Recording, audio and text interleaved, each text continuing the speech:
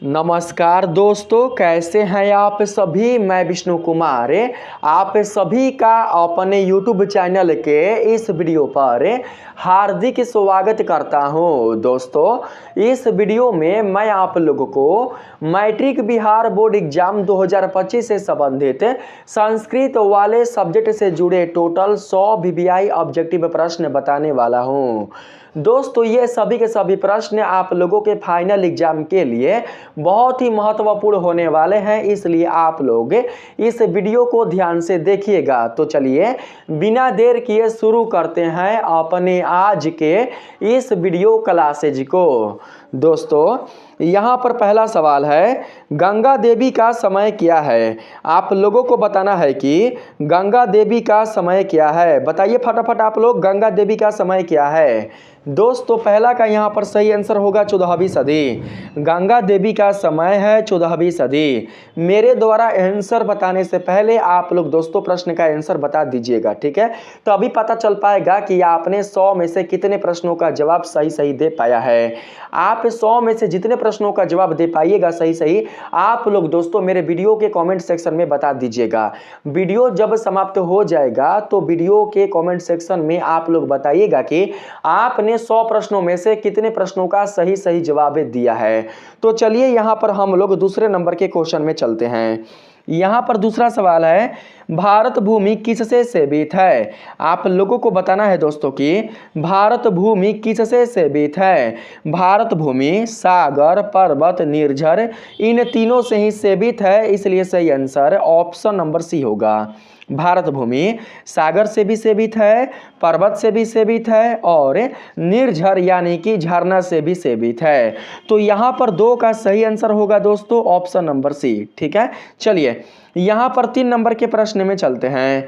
इसमें बोला गया है, अविश्वासी पात्र पर विश्वास करने से क्या होता है। जो पात्र अविश्वासी होते हैं उन पर विश्वास करने से क्या होता है, यही आप लोगों को बताना है।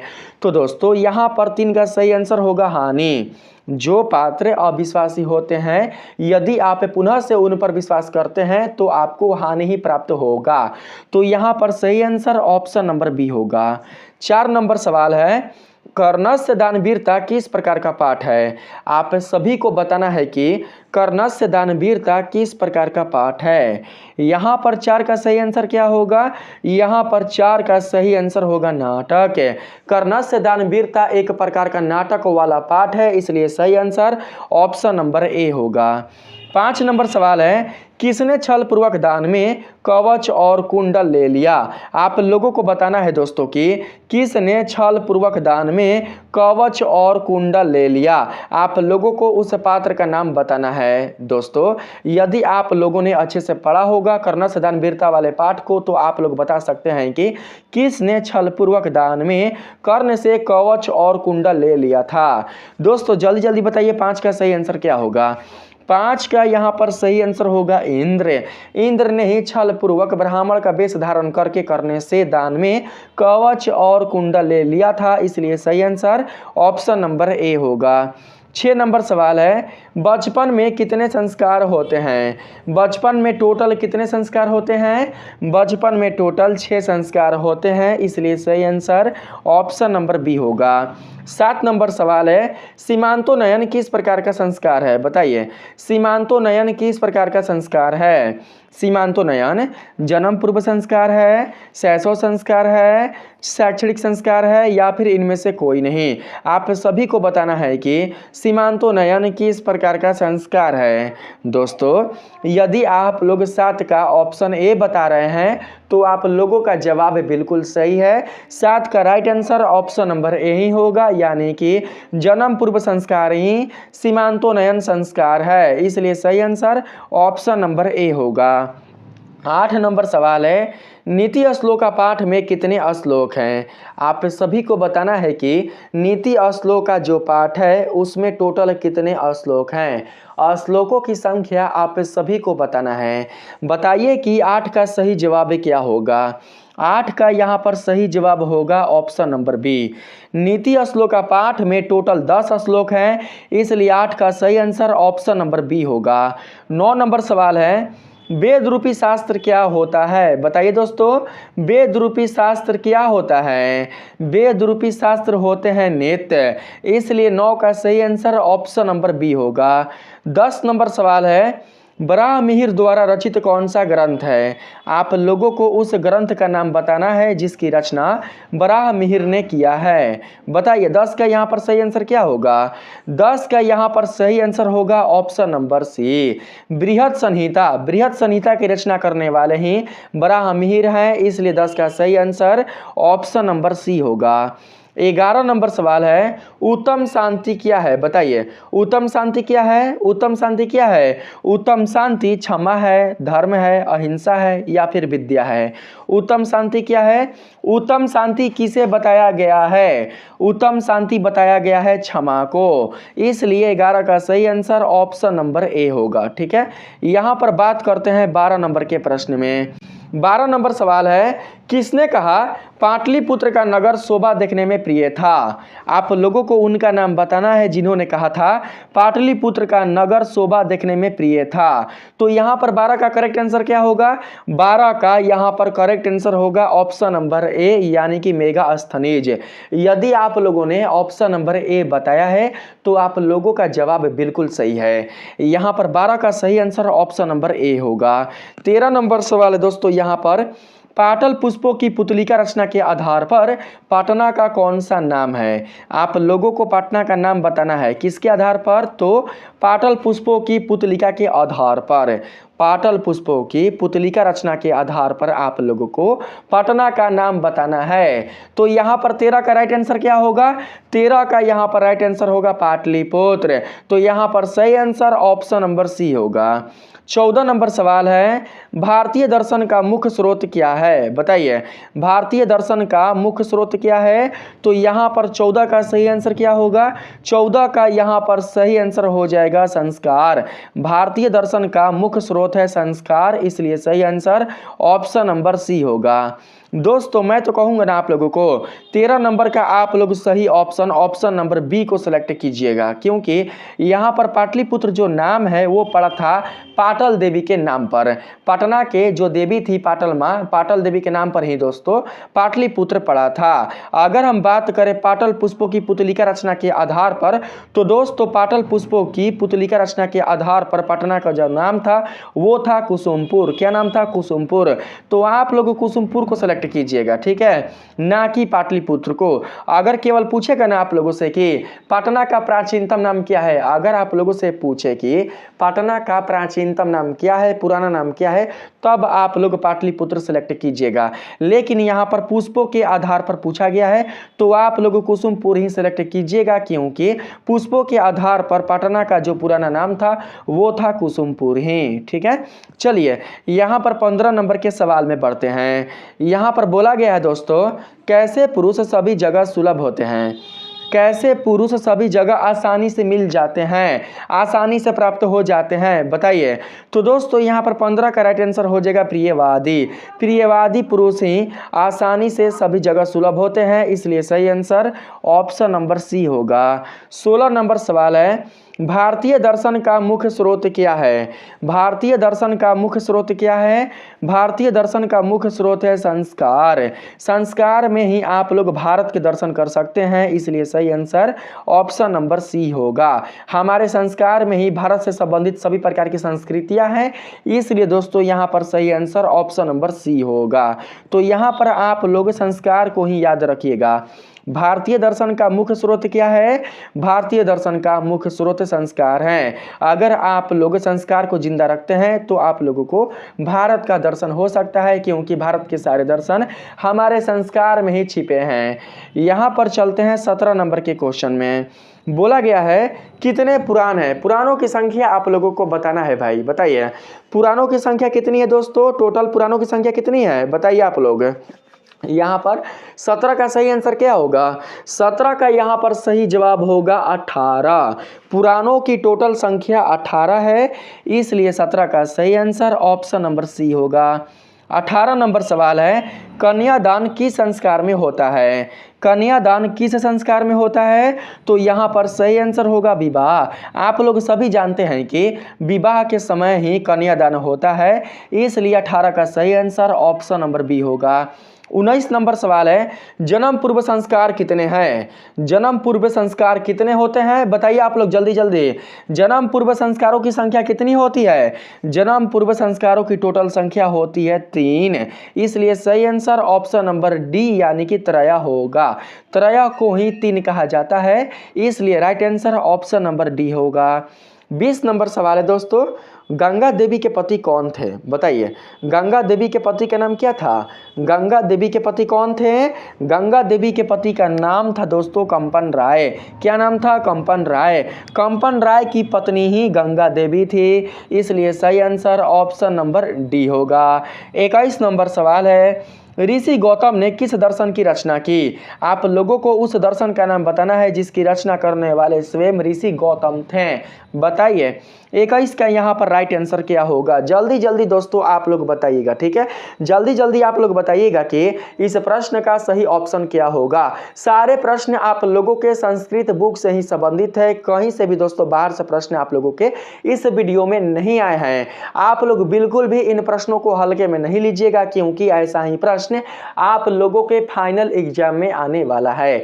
ऐसा ही नहीं बल्कि यही प्रश्न, ठीक है, यही प्रश्न आप लोगों के फाइनल एग्जाम में आने वाला है, इसलिए आप लोग सभी प्रश्नों को अच्छे से पढ़कर समझ लीजिएगा। उनके जो उत्तर है उसे आप लोग जरूर से याद कर लीजिएगा। बताइए कि ये यहाँ पर 21 का सही आंसर क्या होगा? ऋषि गौतम ने किस दर्शन की रचना की? ऋषि गौतम ने दोस्तों न्याय दर्शन की रचना की। यहाँ पर सही आंसर न्याय दर्शन होगा। न्याय दर्शन की रचना करने वाले कौन थे?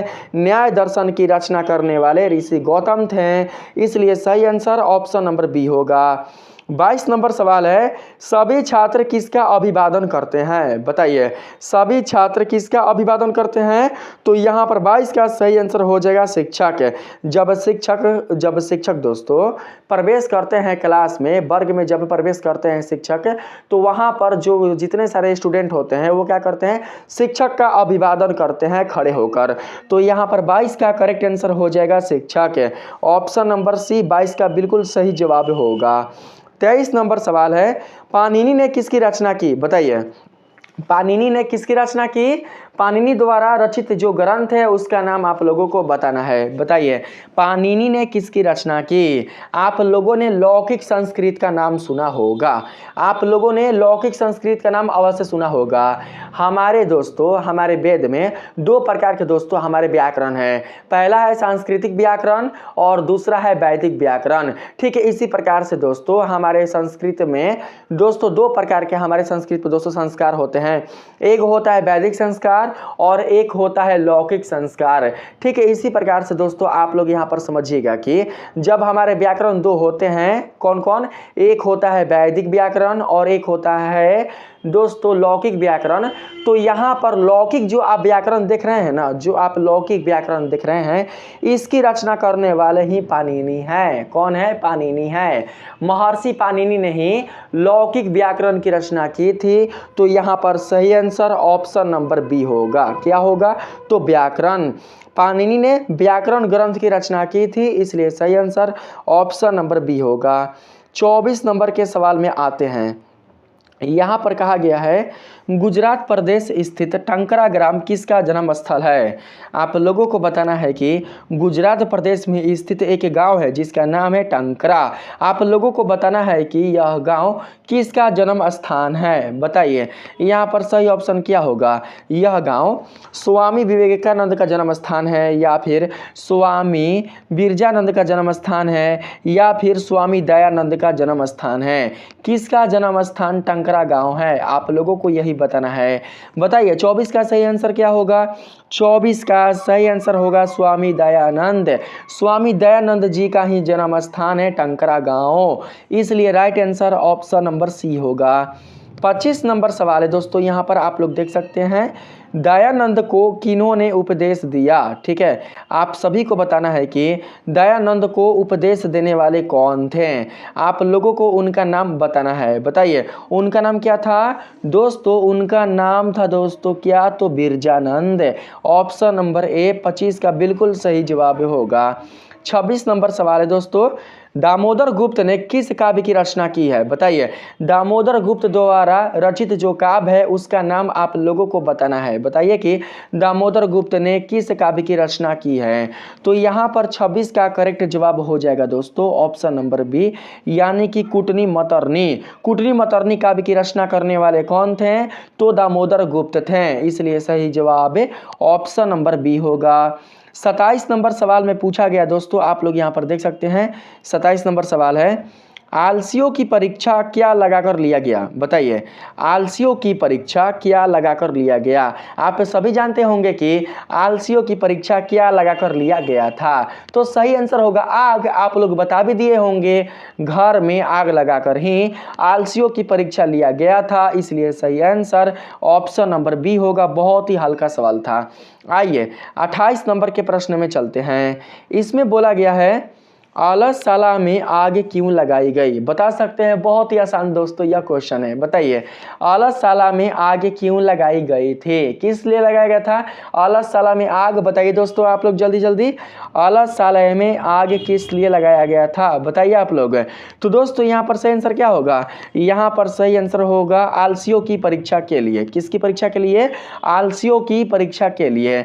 तो यहाँ पर 28 का सही आंसर होगा ऑप्शन नंबर बी, आलसियों की परीक्षा के लिए, ना कि आलसियों को भगाने के लिए। आलसियों को भगाने के लिए बिल्कुल भी आलसशाला में आग नहीं लगाई गई थी, बल्कि जितने सारे धूर्त थे उन्हें भगाने के लिए आलसशाला में आग लगाई गई थी। तो यहाँ पर सही आंसर होगा क्या, तो ऑप्शन नंबर बी। ठीक है, चलिए यहाँ पर 29 नंबर के क्वेश्चन में आते हैं। यहाँ पर एक और ऑप्शन है, हमें बड़ी हंसी आ रहा है सुनकर। देखिए बोला गया है आलसशाला की संपत्ति को हड़पने के लिए, तो ये बिल्कुल भी राइट ऑप्शन नहीं होगा। ठीक ना, चलिए 29 नंबर के प्रश्न में आते हैं। इसमें बोला गया है, आज विध्वंस के लिए किसका निर्माण हो रहा है। आज विध्वंस के लिए किनका निर्माण हो रहा है। बताइए तो विध्वंस के लिए किसका निर्माण किया जा रहा है, किसकी तैयारी की जा रही है, आप लोगों को बताना है। बताइए 29 का सही आंसर क्या होगा। 29 का सही आंसर होगा अस्त्र। आज यानी कि आधुनिक समय में विध्वंस के लिए, बर्बादी के लिए जिसका निर्माण किया जा रहा है उसका नाम क्या है, उसका नाम है अस्त्र। तो यहाँ पर सही आंसर क्या होगा, सही आंसर ऑप्शन नंबर ए होगा, जिसे हथियार भी कहा जाता है। बड़े बड़े देशों से लड़ाई करने के लिए जो देश होते हैं वो क्या करते हैं, वो दोस्तों बड़े बड़े हथियार का निर्माण करते हैं, ताकि वो क्या कर सके, अपने देश की सुरक्षा कर सके अन्य देशों से। ठीक है, चलिए यहाँ पर 30 नंबर के प्रश्न में आते हैं। यहाँ पर बोला गया है, शास्त्र कला किस प्रकार का पाठ है। शास्त्र कला किस प्रकार का पाठ है, वार्तालाप वाला पाठ है, निबंध वाला पाठ है, कथा वाला पाठ है, या फिर नाटक वाला पाठ है। आप लोगों को यही बताना है। बताइए कि 30 का सही जवाब क्या होगा। यहाँ पर 30 का सही जवाब होगा दोस्तों वार्तालाप। शास्त्र कला एक प्रकार का वार्तालाप पाठ है, इसलिए सही आंसर ऑप्शन नंबर ए होगा। आप लोगों ने दोस्तों उस पाठ में पढ़ा होगा, आप लोग जानते होंगे कि उस पाठ में वार्तालाप है, यानी कि संवाद है। शिक्षक संवाद करते हैं किससे, तो बच्चों से। संवाद के माध्यम से ही जो शिक्षक होते हैं वो संस्कार के बारे में ज्ञान देते हैं, संस्कृत के बारे में ज्ञान देते हैं। ठीक है, चलिए यहाँ पर ऑप्शन नंबर ए को सिलेक्ट करके 31 नंबर में चलने का प्रयास करते हैं। 31 नंबर सवाल है, दयानंद का परिवार किसका उपासक था। किसका उपासक दयानंद जी का परिवार था, किस भगवान के उपासक दयानंद जी के परिवार थे। बताइए ऐसे वो कौन से भगवान थे जिनके उपासक दयानंद जी के परिवार थे। तो यहाँ पर सही आंसर होगा शिव। भगवान शिव के उपासक ही दयानंद का परिवार था, इसलिए सही आंसर ऑप्शन नंबर सी होगा। 32 नंबर सवाल में आने का प्रयास करते हैं। यहाँ पर दोस्तों पूछा गया है, आप लोग देख सकते हैं 32 नंबर के क्वेश्चन में कहा गया है, कवच कुंडल के साथ किसका जन्म हुआ था। कवच कुंडल के साथ किसका जन्म हुआ था, तो कर्ण का ना। यहाँ पर 32 का सही आंसर क्या होगा, 32 का सही आंसर होगा ऑप्शन नंबर ए, आप सभी को पता होगा।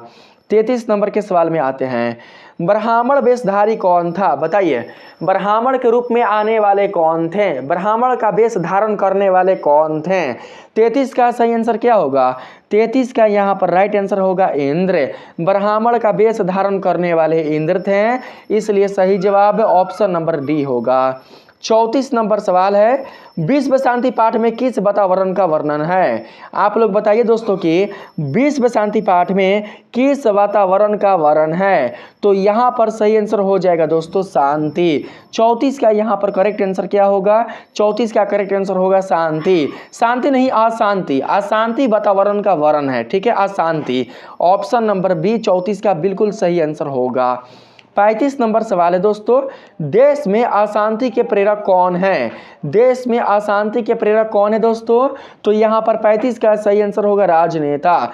हमारे देश में अशांति फैलाने वाले, हमारे देश में अशांति को पैदा करने वाले कौन है? तो हमारे देश के राजनेता हैं। उन्हीं के कारण हमारे देश में दोस्तों लड़ाई होता है, उन्हीं के कारण हमारे देश में दोस्तों कलह होता है, उन्हीं के कारण हमारे देश में दोस्तों दंगे होते हैं। आपस के जो लोग होते हैं वो आपस में क्या करते हैं? लड़ाई झगड़ा करते हैं। धर्म के नाम पर, जाति के नाम पर, संप्रदाय के नाम पर हमारे देश के जो राजनेता है वो क्या करते हैं? हमारे देश के लोगों को एक दूसरे से लड़वाते हैं।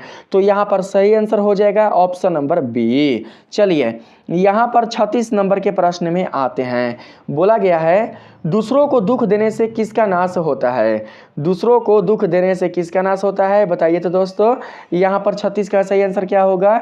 दूसरों को दुख देने से अपना ही नाश होता है, यानी कि अपना ही बर्बादी होती है, इसलिए सही आंसर ऑप्शन नंबर बी होगा। देखिए, अगर आप दूसरों को दुख दीजिएगा तो आप लोगों को दोस्तों बदले में भी दुख ही मिलेगा। अगर आप दूसरों को सुख दीजिएगा तो बदले में भी आप लोगों को सुख ही मिलेगा।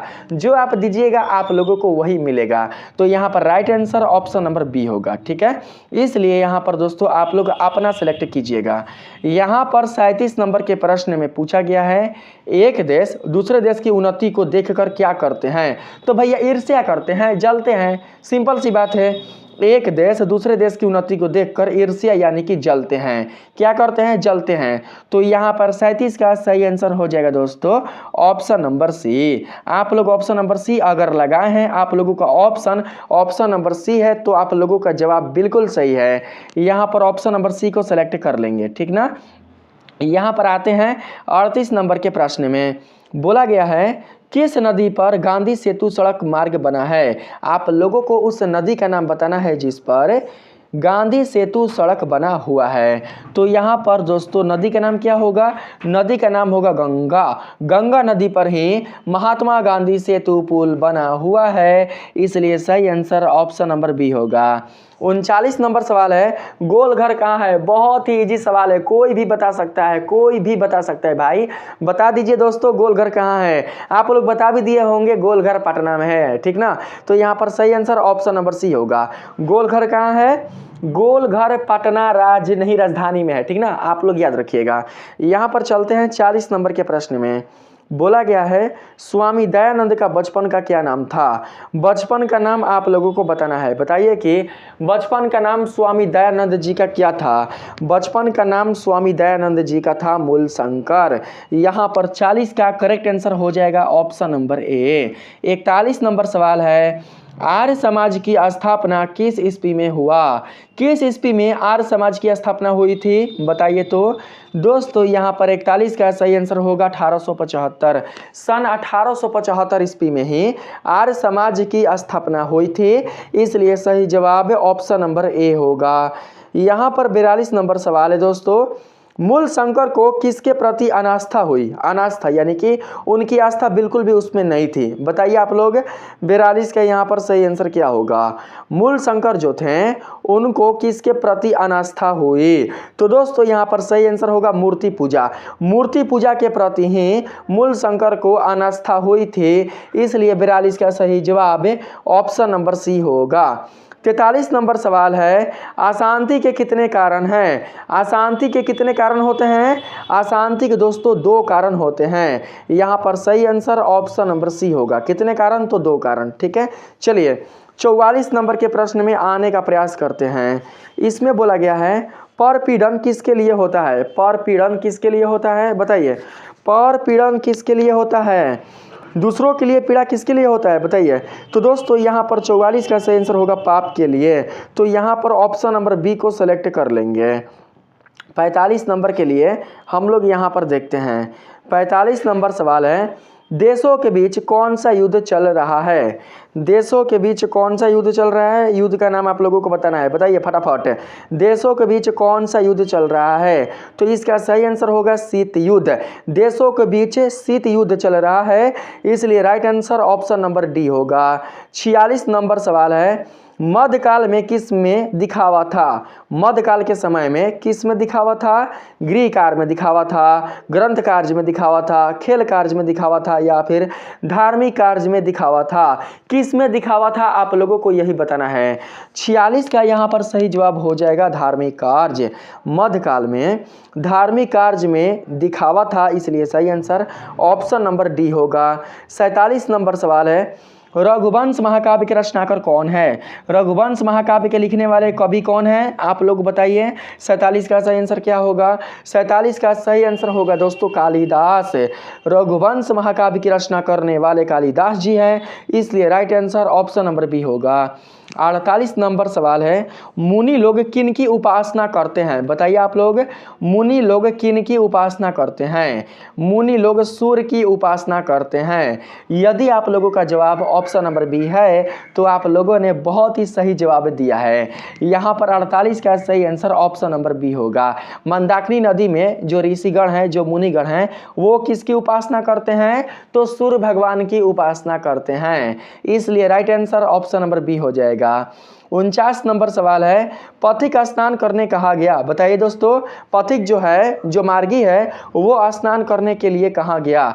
स्नान करने के लिए तालाब में गया, ना ही नदी में, ना ही झरना में, और ना ही समुद्र में। कहाँ पर? तो तालाब में। यहाँ पर 49 का करेक्ट आंसर हो जाएगा ऑप्शन नंबर ए, यानी कि तालाब। चलिए 50 नंबर के प्रश्न में आते हैं। पूछा गया है, न्याय दर्शन के प्रवर्तक कौन है? न्याय दर्शन के प्रवर्तक का नाम आप सभी को बताना है। बताइए कि न्याय दर्शन के प्रवर्तक कौन है? न्याय दर्शन के प्रवर्तक का नाम क्या है? तो दोस्तों उनका नाम है गौतम ऋषि। यहाँ पर 50 का करेक्ट आंसर हो जाएगा गौतम। ऑप्शन नंबर सी को सिलेक्ट कर लेंगे। 51 नंबर सवाल है, साधु शब्द के सप्तमी एक वचन का रूप कौन है? साधु शब्द के सप्तमी एक वचन का रूप क्या होता है बताइए। यहाँ पर क्वेश्चन आप लोगों से व्याकरण से पूछा गया है, आप लोग बताना दोस्तों कि साधु शब्द के सप्तमी एक वचन का रूप कौन है? साधु शब्द का सप्तमी जो एक वचन का रूप होता है वो होता है दोस्तों साधो। क्या होता है? साधो। यहाँ पर ऑप्शन नंबर सी 51 का बिल्कुल सही जवाब होगा। 52 नंबर के प्रश्न में आते हैं। पूछा गया है, अशांति किस समास का उदाहरण है? समास का नाम आप लोगों को बताना है। बताइए, अशांति किस समास का उदाहरण है? समास का नाम क्या है? तो यहाँ पर 52 का दोस्तों करेक्ट जवाब हो जाएगा नैया समास। कौन सा समास? नैया समास। यहाँ पर ऑप्शन नंबर सी को सिलेक्ट कर लेंगे। 53 नंबर सवाल में कहा गया है, अव्ययी भाव समास का उदाहरण क्या है? अव्ययी भाव समास का उदाहरण क्या होगा भैया जी? अव्ययी भाव समास का उदाहरण होगा राजपुरुष। राजपुरुष ही अव्ययी भाव समास का उदाहरण होगा, इसलिए सही आंसर ऑप्शन नंबर बी होगा। ठीक है, चलिए 54 नंबर के क्वेश्चन में चलने का प्रयास करते हैं। पूछा गया है दोस्तों, कर्मधारय समास का उदाहरण क्या है? कर्मधारय समास का उदाहरण इनमें से क्या है बताइए तो दोस्तों।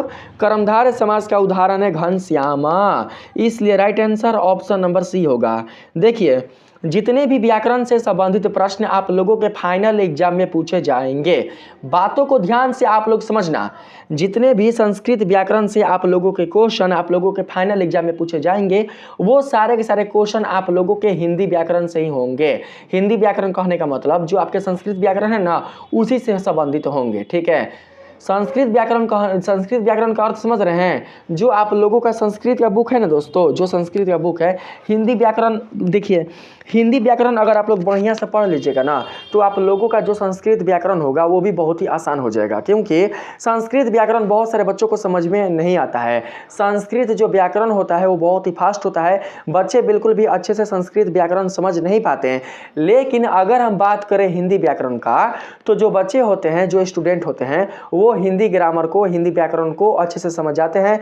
यदि आप लोगों का हिंदी व्याकरण अच्छे से समझ में आ जाता है, अगर आप लोग अपना हिंदी व्याकरण कंप्लीट कर लेते हैं तो आप लोग उसी की सहायता से संस्कृत व्याकरण को भी पकड़ सकते हैं। संस्कृत व्याकरण का भी जो सॉल्यूशन है उसे आप कर सकते हैं। जो आप लोगों का संस्कृत का किताब है, संस्कृत का जो आप लोगों का फर्स्ट किताब है उसे बढ़िया से पढ़ लीजिएगा, बहुत ही अच्छे तरीके से पढ़ लीजिएगा। उसी से क्वेश्चन आप लोगों से पूछे जाएंगे, चाहे वो क्वेश्चन किताब से हो या फिर व्याकरण से हो। व्याकरण से जुड़े कुल जितने सारे क्वेश्चन पूछे जाएंगे वो दोस्तों आप लोगों के संस्कृत बुक से ही पूछे जाएंगे। संस्कृत बुक में जितने सारे दोस्तों व्याकरण होंगे संस्कृत से संबंधित, आप लोग उन सभी व्याकरण को अच्छे से पढ़ लीजिएगा। क्योंकि यहाँ पर आप लोग देख सकते हैं जितने भी दोस्तों यहाँ पर व्याकरण से क्वेश्चन आ रहे हैं, संस्कृत व्याकरण से क्वेश्चन आ रहे हैं, ये सभी के सभी क्वेश्चन आप लोगों के किताब से ही संबंधित है। इसलिए आप लोग अपने संस्कृत व्याकरण वाला जो दोस्तों आप लोगों का टॉपिक है आपकी किताब में, उसे बढ़िया से पढ़ लीजिएगा। ठीक है, किताब को अगर पढ़िएगा ना तो वहाँ पर आप लोगों को मिल जाएगा संस्कृत व्याकरण। हर एक चैप्टर का ही संस्कृत व्याकरण है। इसलिए आप लोग दोस्तों बढ़िया से पढ़ लीजिएगा, बिल्कुल भी नहीं छोड़िएगा। अपना किताब अगर आप लोग बढ़िया से कंप्लीट कर लेते हैं तो आप लोगों को अच्छा मार्क्स लाने से कोई भी रोक नहीं सकता है। चलिए यहाँ पर दोस्तों हम लोग चलते हैं अगले नंबर के प्रश्न में। यहाँ पर अगला प्रश्न है दोस्तों, यहाँ पर आंसर बता दिए थे ना हम कि आंसर इसका क्या होगा, घनश्याम होगा ना, 54 का घनश्याम होगा। 55 नंबर में आते हैं, बोला गया है युष्मद का षष्ठी एक वचन क्या होगा। युष्मद का षष्ठी एक वचन आप लोगों को बताना है। बताइए दोस्तों, युष्मद का षष्ठी एक वचन क्या होगा। युष्मद का षष्ठी एक वचन होगा तो ऑप्शन नंबर सी 55 का बिल्कुल राइट आंसर होगा। 56 नंबर सवाल है, नदी शब्द का तृतीय एक वचन क्या होगा। नदी शब्द का तृतीय एक वचन दोस्तों होता है नघा, यानी कि option number D. Option number D 56 का बिल्कुल राइट आंसर होगा। 57 नंबर सवाल है, पितिराम में कौन सी विभक्ति होगी। पितिराम में कौन सी विभक्ति होगी। विभक्ति का नाम आप लोगों को बताना है। बताइए कि पितिराम में सप्तमी विभक्ति होगी, पंचमी विभक्ति होगी, तृतीय विभक्ति होगी या फिर षष्ठी विभक्ति होगी। कौन सी विभक्ति पितिराम में होगी। तो यहाँ पर 57 का दोस्तों राइट आंसर हो जाएगा क्या, तो ऑप्शन नंबर डी यानी कि षष्ठी। षष्ठी विभक्ति पितिराम में होगा। चलिए यहाँ पर 58 नंबर में चलते हैं। बोला गया है मात्राज्ञा का संधि विच्छेद क्या होगा। मात्राज्ञा का संधि विच्छेद, तो दोस्तों मात्राज्ञा का संधि विच्छेद होगा मात्राधन। मात्राधन क्या होगा, मात्राधन हो जाएगा ज्ञा। ऑप्शन नंबर बी आप लोगों का बिल्कुल सही आंसर होगा। यहाँ पर 59 नंबर के क्वेश्चन में पूछा गया है री का उच्चारण स्थान क्या है। री का उच्चारण स्थान बताइए, री का उच्चारण स्थान क्या है। री का उच्चारण स्थान दोस्तों होता है मृधा। क्या होता है, मृधा। यहाँ पर ऑप्शन नंबर बी आप लोगों का बिल्कुल सही आंसर होगा। किसका, तो 59 नंबर का। ठीक है, चलिए 60 नंबर में आते हैं। इसमें कहा गया है निम्न में ओष्ठ, ओष्ठ यानी कि ओठ, ठीक है, ओष्ठ यानी कि ओठ, ठीक है, निम्न में ओठ से उच्चारण होने वाले वर्ण कौन है। ओठ से किस वर्ण का उच्चारण किया जाता है। ओठ से ओ वर्ण का उच्चारण किया जाता है। इसलिए right answer option number C होगा। 61 नंबर सवाल है ट वर्ग का उच्चारण स्थान क्या है। ट वर्ग का उच्चारण स्थान आप लोगों को बताना है। ट वर्ग में आने वाले कुल जितने सारे वर्ण हैं उनका उच्चारण हमारे मुख के किस स्थान से किया जाता है, आप लोगों को उस स्थान का नाम बताना है। ठीक है, बताइए 61 का करेक्ट जवाब क्या होगा। 61 का करेक्ट जवाब होगा मूर्धा। हमारे मुख के मूर्धा वाले स्थान से ही ट वर्ग का उच्चारण किया जाता है। इसलिए right answer option number D होगा। 62 नंबर सवाल है निम्न में अंत अस्त वर्ण कौन है। अंत अस्त वर्ण पढ़े हैं आप लोग। अंत अस्त वर्ण, संयुक्त वर्ण और इसके साथ ही दोस्तों हो जाएगा आप लोगों का उष्मीय वर्ण, फिर हो जाएगा व्यंजन वर्ण। ये सब पढ़े हैं, ये सब पढ़िएगा ना तभी आप लोगों को समझ में आएगा, अन्यथा बिल्कुल भी समझ में नहीं आएगा। मैं अपने इस चैनल पर सारा चीज़ पढ़ा चुका हूँ। अगर आप लोग पढ़ना चाहते हैं तो दोस्तों आप लोग मेरे चैनल पर जाकर विजिट कर सकते हैं। प्ले लिस्ट बना हुआ है हिंदी व्याकरण का, आप लोग प्ले लिस्ट में एंटर करके आप लोग अच्छे से पढ़ाई कर सकते हैं। नोट्स करना चाहते हैं तो आप लोग नोट्स भी अच्छे से कर सकते हैं। यहाँ पर बात करते हैं दोस्तों हम लोग आंसर पर। 62 का यहाँ पर सही आंसर हो जाएगा दोस्तों क्या, तो 62 का सही आंसर हो जाएगा यहाँ पर दोस्तों ऑप्शन नंबर सी। ठीक ना, ह होगा, नहीं ह नहीं होगा, ल होगा, ल। ला, या रा ला, या रा ला जो आप देख रहे हैं ना, या रा ला, ये जो वर्ण है वो आते हैं अंतःस्थ वर्ण में, इसलिए सही आंसर हो जाएगा ऑप्शन नंबर डी 62 का। यहाँ पर 63 नंबर के क्वेश्चन में कहा गया है पाराभव पद में कौन सा उपसर्ग है। पाराभव पद में कौन सा उपसर्ग है, पाराभव पद में पारा उपसर्ग है, इसलिए सही आंसर ऑप्शन नंबर डी होगा। 64 नंबर सवाल है प्रति उपसर्ग से कौन सा शब्द बनेगा। आप लोगों को बताना है दोस्तों कि प्रति उपसर्ग से कौन सा शब्द बनेगा। प्रति उपसर्ग से बनने वाला जो शब्द है उसका नाम है प्रतीक्षा। क्या नाम है, प्रतीक्षा। यहाँ पर right answer option number A होगा। यहाँ पर चलते हैं दोस्तों हम लोग 65 नंबर के क्वेश्चन में, ठीक ना। यहाँ पर ए होगा, ए। यहाँ पर 65 नंबर का जो सवाल है इसमें बोला गया है जंतु निहिर्तों में कौन सी संधि है। आप लोगों को संधि का नाम बताना है। जंतु निहिर्तों में कौन सी संधि है। यहाँ पर 65 का सही आंसर क्या होगा, 65 का यहाँ पर सही आंसर होगा विसर्ग संधि। विसर्ग संधि ही 65 का बिल्कुल राइट आंसर होगा, इसलिए ऑप्शन नंबर सी को सिलेक्ट कर लेंगे, ठीक ना। चलिए यहाँ पर 66 नंबर के क्वेश्चन में चलते हैं। 66 नंबर के प्रश्न में पूछा गया है सत धन चरित्रा संधि क्या होगा। सत धन चरित्रा संधि क्या होगा, यानी कि सत में जब चरित्रा को ऐड किया जाएगा तो नया शब्द क्या बनेगा, यही आप लोगों को दोस्तों बताना है। बताइए कि 66 का यहाँ पर सही आंसर क्या होगा। 66 का दोस्तों यहाँ पर सही आंसर क्या होगा, 66 का यहाँ पर सही आंसर होगा सचरिता, यानी कि यहाँ पर सही आंसर हो जाएगा ऑप्शन नंबर ए, ठीक ना। ऑप्शन नंबर ए को हम लोग सेलेक्ट कर लेंगे। सचरता, यहाँ पर सचरती, सचरतिया होगा, सचरतिया, हाँ सचरतिया, सचरतिया ही 66 का बिल्कुल सही आंसर होगा। तो यहाँ पर ऑप्शन नंबर ए हमारा राइट आंसर हो जाएगा। 67 नंबर सवाल है निर उपसर्ग से कौन सा शब्द बनेगा। बताइए निर उपसर्ग से कौन सा शब्द बनेगा।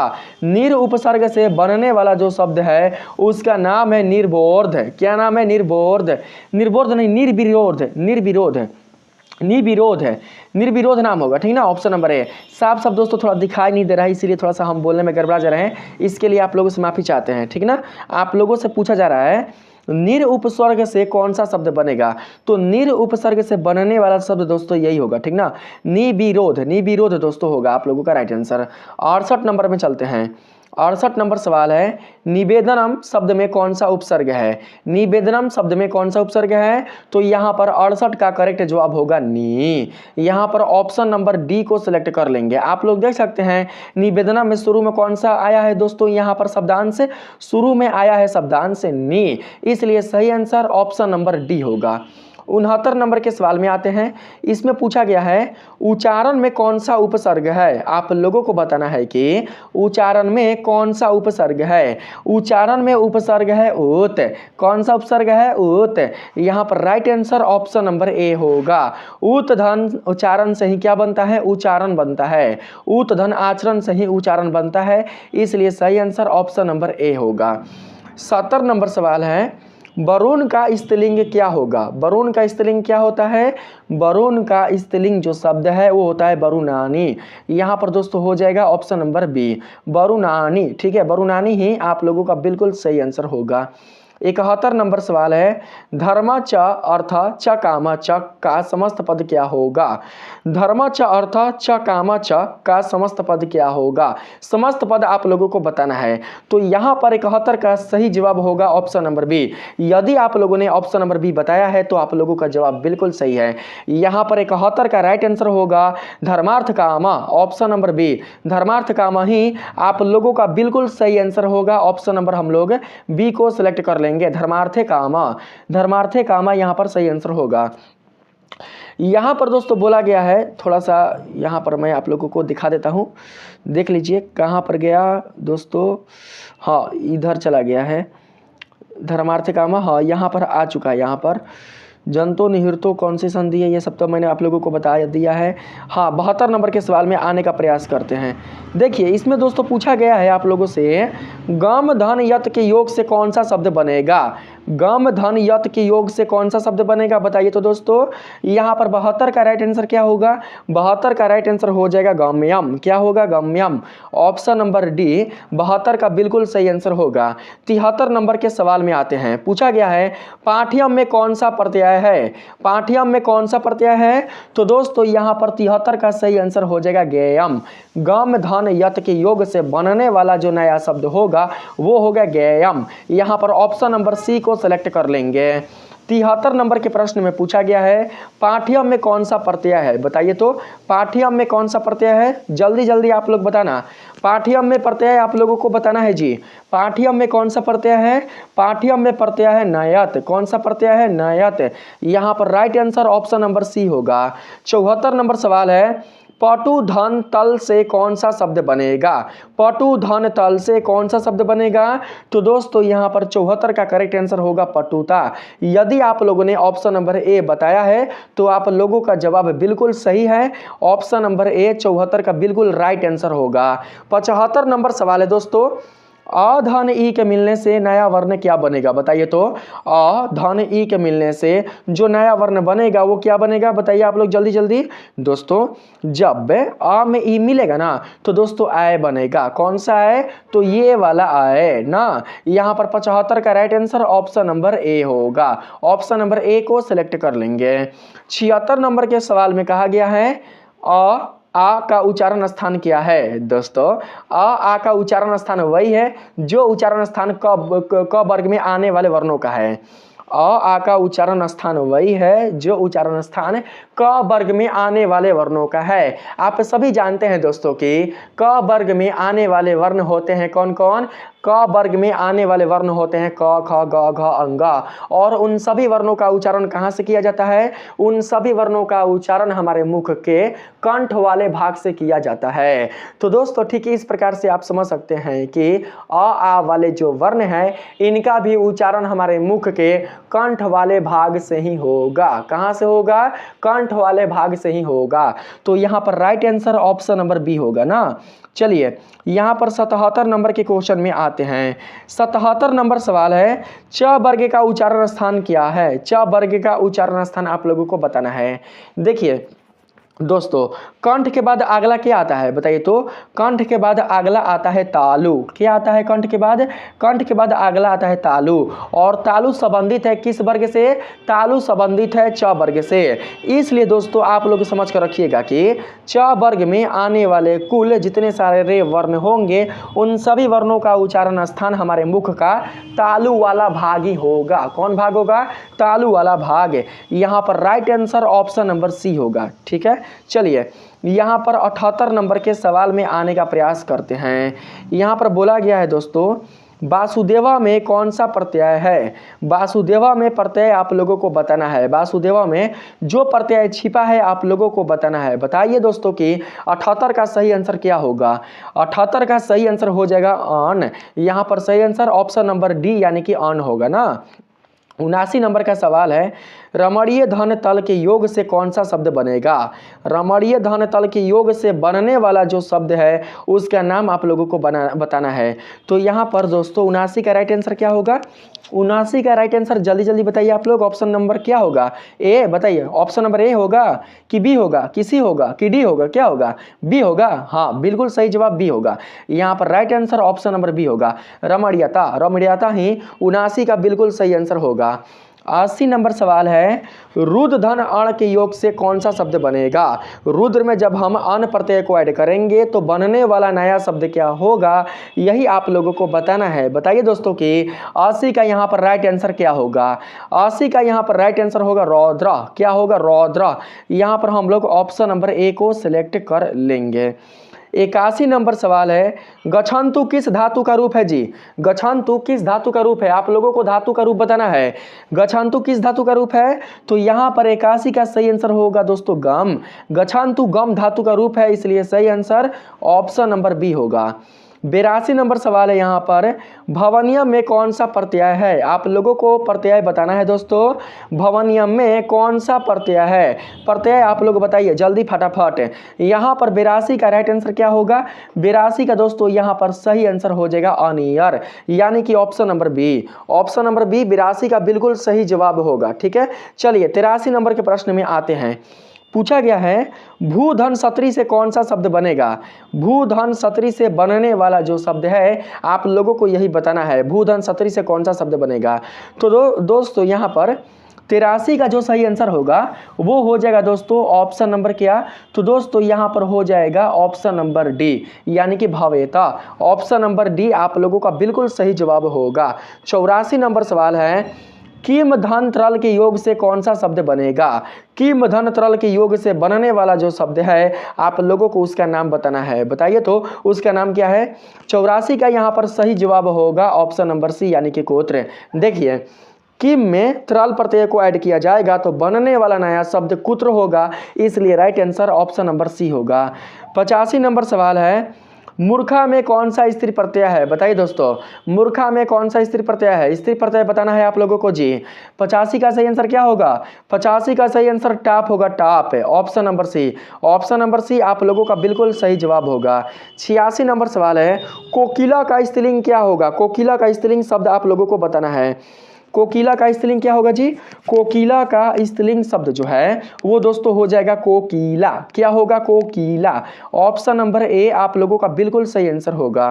87 नंबर सवाल है, संस्कृत में स्वर की संख्या कितनी है? संस्कृत में टोटल कितने स्वर होते हैं जी?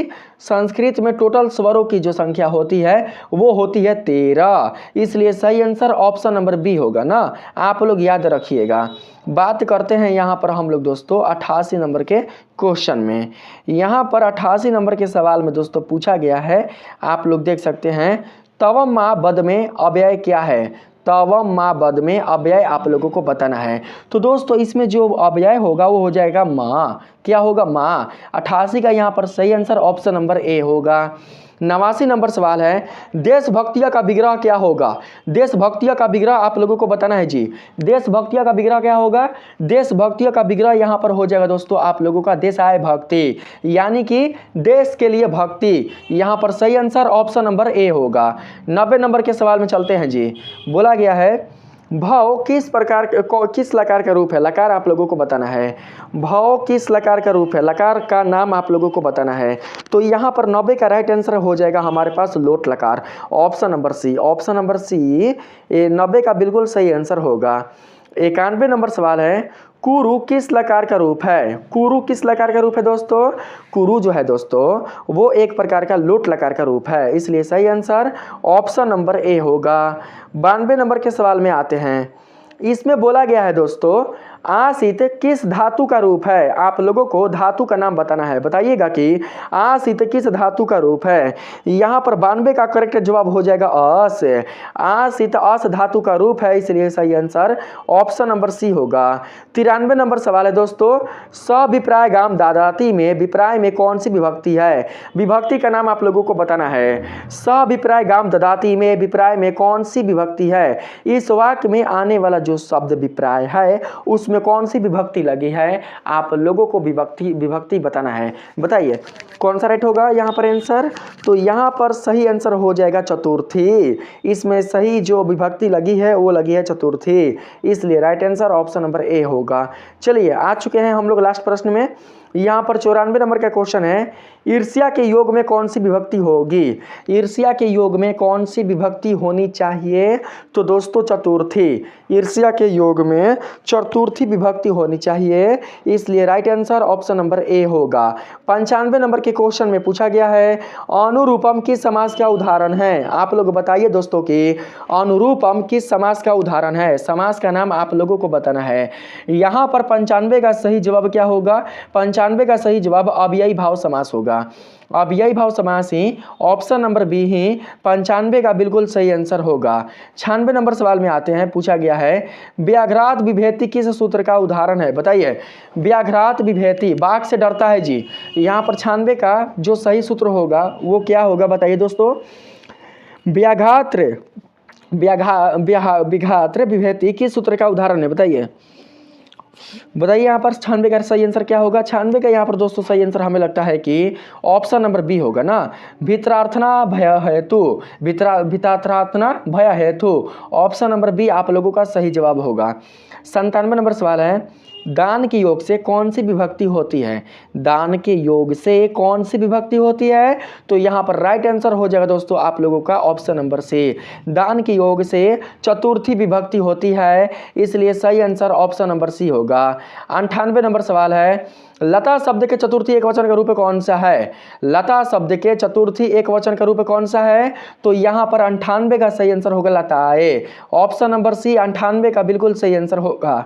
99 नंबर सवाल है, निम्न में अंत अस्त वर्ण कौन है? आप लोगों को बताना है दोस्तों कि अंत में अंत अस्त वर्ण कौन है? अंत में नहीं है, निम्नलिखित में है।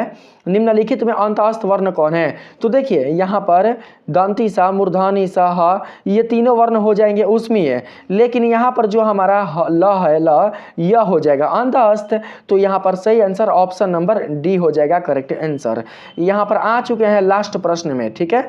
यहाँ पर पूछा गया है, पाराभव पद में कौन सा उपसर्ग है? पाराभव पद में कौन सा उपसर्ग है? तो यहाँ पर राइट आंसर होगा पारा, तो यहाँ पर ऑप्शन नंबर डी को सिलेक्ट कर लेंगे। दोस्तों आप लोग इस वीडियो में आए हुए किसी भी प्रश्न को बिल्कुल भी दोस्तों आप लोग हल्के में नहीं लीजिएगा, बिल्कुल भी आप लोग दोस्तों इग्नोर नहीं कीजिएगा। हर एक प्रश्न को अच्छे से पढ़कर उसे समझकर उसके जो उत्तर हैं उसे जरूर से याद कर लीजिएगा। अगर दोस्तों आप लोग अच्छे से पढ़ लेते हैं, समझ लेते हैं, तो आप लोगों का एग्जाम फाइनल वाला बहुत ही दोस्तों अच्छे से संपन्न होगा। अगर यह वीडियो अच्छा लगा है तो वीडियो को एक लाइक जरूर से कीजिएगा। चैनल को अभी तक आप लोगों ने सब्सक्राइब नहीं किया है तो चैनल को जरूर से आप लोग अभी जल्द ही सब्सक्राइब कर लीजिए। मिलते हैं फिर से एक नए वीडियो के साथ, तब तक के लिए धन्यवाद।